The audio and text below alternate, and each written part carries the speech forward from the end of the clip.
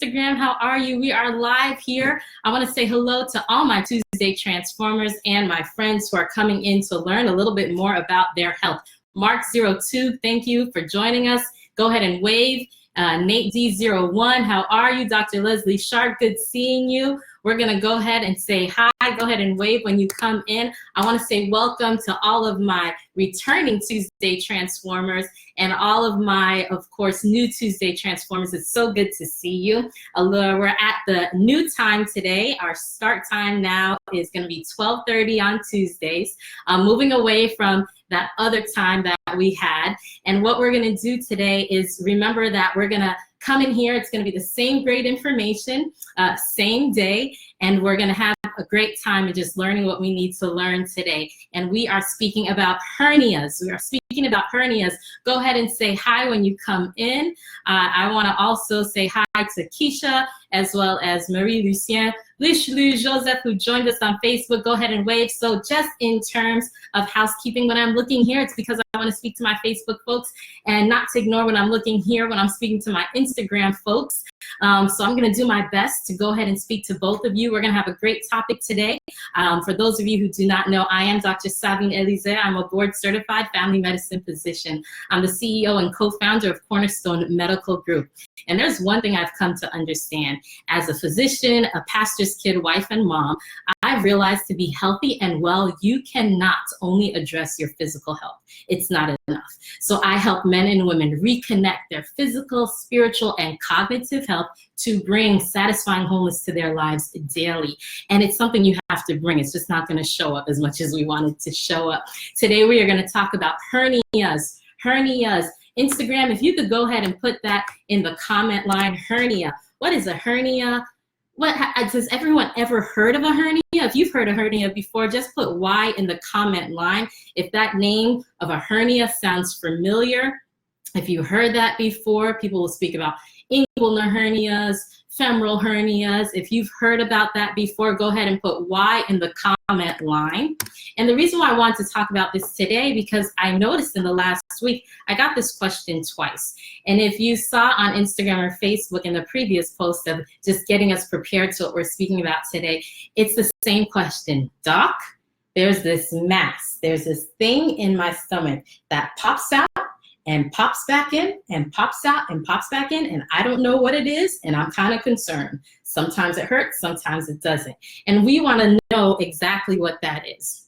So if that's happening to you, don't worry, we're going to speak about it today. And then, of course, like always, I'm doing this teaching, but it's always important for you to establish a relationship with your very own physician so that they know what's going on in your body and so that you can know what's going on in your body more importantly and get those things that are checked out that really need to be checked out. So yes, I see a lot of Y's in the comment lines here on Facebook and also on Instagram that we have heard of hernias. So let's talk about what is a hernia altogether.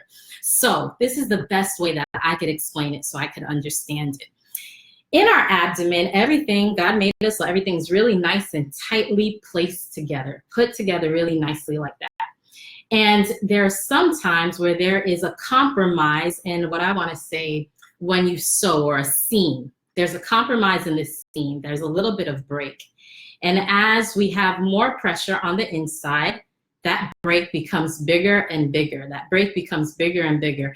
And when that break becomes bigger and bigger, you have that popping out of what's inside, which is causing that hernia. And that's what's that mass that people are seeing that comes in and comes out. Today, we are going to speak about what's called ventral hernias, and there's all sorts of them. So ventral, everything in the front. These are ventral hernias that we're going to speak about today. And the two particularly will be the umbilical and para-umbilical. And more importantly, I want you to understand and know when that hernia that you may have or someone else may have becomes an emergency, because that's where it's very important. So when you come to me as a patient and you say, Doc, like some of my patients said just this week, Doc, there's this thing that pops in and out of right around my belly button. I'm not sure what it is. It feels like a mass. And every time we see mass, you know, we think of the big CA, we think about cancer, and we don't want our minds to go there.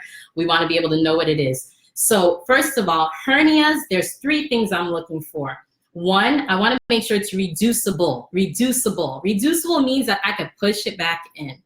Secondly, I want to also know if it's not reducible. So that'll be just called irreducible for me. And the third thing, I want to know if it's strangulated. And a lot of times that's associated with pain. So if you have in your abdomen, right around your belly button, something that kind of pops out and pops back in, a lot of times that's just simple a hernia. So how do people get hernias? Well, for our women who've had many pregnancies, every time you get pregnant, right, that just stretches it out a little bit more. You're more than likely are in a position to get a hernia because your abdomen is stretching. Your abdomen is stretching. Remember, we were speaking about like something being sewn together and then it's getting stretched and pulled apart, and then what's popping out there, that's what's going on. So for those of you who have moms or who are women, sisters, who used to have belly buttons that we like to call innies, and then they became an outie after the pregnancy, well, you got your, I call it your stripes of being a mom. That's the stripes that you've earned of being a mom, because each pregnancy kind of stretches you out a little bit more, and that increases your risk for having umbilical or periumbilical hernia. Now, is that a problem? No, it's just your war signs. You've earned your stripes. And more importantly, as long as I could, when I am as the physician examining your abdomen, if I could push that back in, no worries, no problems. You don't have to worry about that. When you are seated up, of course, you're gonna see that bounce, that pop out a little bit more. But then when you're laying back on your back and I'm able to push it back, it's not a problem. So that's one of the first and most common reasons why people have hernias. And then of course, going back to logically what we're thinking about in terms of a woman who had multiple pregnancies, abdomen being stretched. Well, if you're gaining weight, your abdomen is being stretched as well too. So again, what's happening? We spoke about that seam that's there. That seam is being stretched. And as that's being stretched, something is getting kind of just popping through there because it's compromised. So that's the other thing. If you're gaining weight, if you are obese, that's another thing that increases your risk for hernia. So I want to make sure, one, I could push it back in as a physician. When you come to see me, I could push it back in. I know it's reducible. If it's irreducible, then we have to pay more attention to it to note that, hey, do we need to have a surgery? And the very worst thing that could happen is if it's strangulated. A lot of times with the ventral hernias, there's strangulation that occurs. So we spoke about the seam being spread apart like this and something popping out. And a lot of times what pops out with our ventral hernias, the hernias at the front of our abdomen, what's popping out are our intestines, our small intestines, our large intestines when it's a larger hernia or a larger hole, our small intestines or our larger intestines. And when that seam is broken and now the pressure is building up behind. So what will make that pressure build up behind? The pressure will build up behind if you are having a bowel movement. So you're bearing down, you're having a valsalva, what's called valsalva. People who are coughing when you're laughing, those of you who are familiar with your umbilical hernias or periumbilical hernias, every time you laugh, that hernia just kind of pops out, says hello, and then comes back in. So anything that builds up that pressure is going to make it pop out. When does this become an emergency? When too much pops out and then now it becomes very tight and strangulating. That is actually now cutting off the blood supplies to your small intestines, to your large intestines. And when you are cutting off the blood supply to that area, then that area can die. There could be necrosis. And it is an emergency situation. If you have a reducible hernia, remember, I can push it back in, no worries. It's coming in, coming out, popping in, popping out. I'm pushing it back in. A lot of people play with it. That's fine, not a problem. If it's irreducible, I'm paying more attention to it. But more importantly, if it's strangulating, that means it's actually now, like strangulation, right? It's cutting off the blood supply to the large or small intestines. This, in fact, is an emergency, and it needs emergency care, oftentimes surgery at once. One of the questions I'll always get as well, too, for people who have hernias, they will ask me, well, doc, what do I do now, Dr. Elisee? This thing's popping in or popping out. And this is what I really love.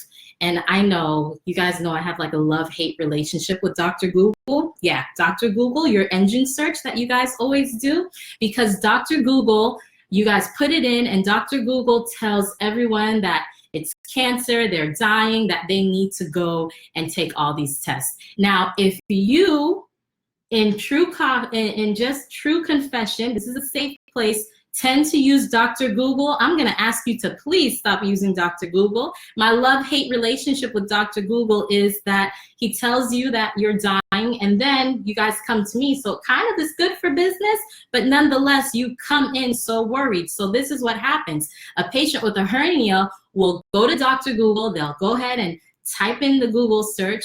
Google will tell them they need an MRI, they need an ultrasound, they need all this testing. And the reality is you don't. Any good physician will know that a hernia is a clinical diagnosis. In other words, as a physician, only thing we need is our hands. We need our hands, we need our brain, and we listen with our stethoscope. We want to make sure that there's bowel sounds. We want to make sure that we can palpate and push that hernia back in. And we want to make sure that overall you're doing well. And that's why we say it's a clinical diagnosis. So if you have a hernia, you don't necessarily immediately, particularly if it's a reducible hernia, you don't need an ultrasound. You don't need all this imaging or exposure to radiation. That's not needed. It's truly a clinical diagnosis. What you do need is a good physician. You need a good primary care physician who you feel comfortable with to speak to ask questions, so that all of these things you'll be in the know of what's going on in your body. So once again, our 3 big things about hernias. 1, reducible, you're good. I can palpate it as your physician, push it back in, you're fine. 2nd, irreducible, okay, we're gonna take a look at that a little bit more, which means I can't push it back in. So there's just further follow-up we need to do. But number 3, most importantly, strangulation. Oftentimes, but not always, associated with pain. And a lot of times with hernias in general, people will feel a pulling. They'll feel a pulling in their abdomen region every time they laugh, they sit up, when they're having a bowel movement and they're having to bear down, they'll feel a pulling, they'll feel some discomfort that they'll describe. Those are kind of our hand-in-hand go-to with what goes on with a hernia. But if it's strangulated, that truly is, in fact, an emergency situation, and you need to get that taken care of immediately. All right, so that is the biggest thing that's going on. I want to go ahead and say hi to some of my Tuesday Transformers who came on here. Hi, Natasha Forgin, Maine. She says, love it. Hey, so good to see you, Natasha. Glad you could join us. She is Tasha. Hello, Ferlandy. Good to see you. Look at all these Tuesday Transformers, all about transforming their health. I love it. Keisha, good to see you. Let's go over here to Instagram. Let's see who's on. In Quiet Trust, she joined, she waved. Dr. Leslie Sharp, it says if it doesn't go back in and it's strangulated, it is an emergency. Yes, and I want to let you guys know on Facebook, she put the exclamation marks. This is a top doctor, and she knows that this is an emergency when it's strangulated, because you do not want to lose some of your small intestines or large intestines and have to go through that. Damien 1EN said reducible. Damien 1 said, EN said, I do not go to Dr. Google. Good. Damien 1, do you have a physician? I'm in Coral Springs. Come on over. I can take care of you. So yes, do not go to Dr. Google. Beans 38, thank you for joining in. Damien 1, I see you again. Negro Shear, all the way from Scotland. Loving this video, this class. But I have to get back to work. I hope there's a link later so I can continue watching. So proud of you. Yes, hi, yes, the link will be on Facebook. I'll put it up. Dr. Iran MD joined, hello. Rose, good to see you. Yuri 247, Dr. Ferlandy again, more than a makeup artist who does amazing stuff with the makeup. You guys check her out. Mark 02. And we have Dr. Leslie here again saying Hernia, Rodney saying hi, we joined. Look at all these Tuesday Transformers, all about transforming their lives, getting in the know so that they can have control of their health. And that's what you need to get control of your health. And Nate01, Nate DE01, good to see you, Mark too. So we have so many people here joining on, good stuff. I love it. So guys, you know we have our same rendezvous next week, Tuesday, 12:30, our new time. 12:30 is our new time. So you guys could hop in here and lunch, and really quick, we'll talk about a subject that is important to you. Once again, I am Dr. Sabine Elisee, board-certified family medicine physician, CEO and co-founder of Cornerstone Medical Group.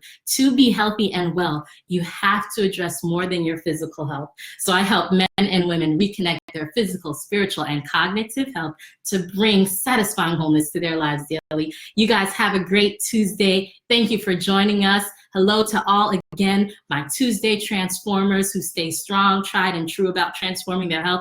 And you new Tuesday Transformers, we're waiting to see you next week. Take care, guys. Have a good Tuesday. Bye.